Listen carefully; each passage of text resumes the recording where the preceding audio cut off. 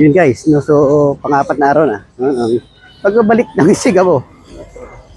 Well, it's another day, another vlog, another Thursday. So hopefully, makarami. Dahil alam mo naman, pag Sunday bayaran.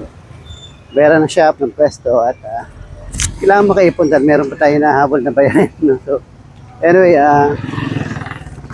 the fourth day, hopefully may kita. No? So balitaan ko kayo guys later on kung ano yung mga nadali natin. No? So yun na guys, maraming salamat.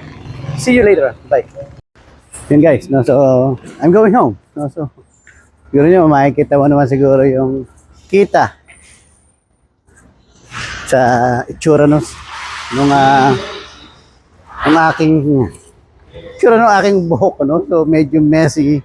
Ibig sabihin na para matumal, no? But either way, fortunately, kahit paano po, meron akong dalawang customer from TikTok na pumunta. First one is an iPhone battery replacement. And the second one, yung Samsung na nawawala yung wifi, minute, mamatay, nagawa naman pala pareho yan. Ang gumawa niya ng technician ko. So, then sa akin, one from Facebook, Huawei Mate T15, nagpagawa ng hinge at nagpapalit ng LCD.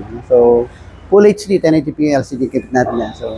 So basically yun lang tatlo saka isang LCD na Android yung kinapitan natin.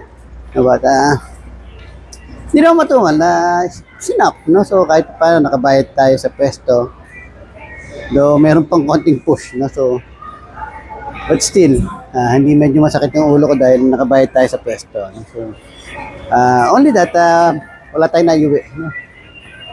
Parang natira na sa akin 450. But we'll make do with it, no? So kahit pa paano, makakabilin tayong pagkain ng anak ko sa pagkain ng mga gang natin, yung mga per-ribs natin sa bahay, no? So ayan sila, no? So yun guys, no? So not a good day, but enough, no? So kahit pa paano, nakaraos tayo sa usual na problema ko every Sunday, yung pagbabayad ng pwesto. Masakit kasi ulo ko dyan. But now, kahit pa paano, nagawa ng paraan. So, yun guys, pauwi na ako. And thank you sa mga sumusubaybay. Yung MRT na tayo. So, yun guys, see you later on. Thank you.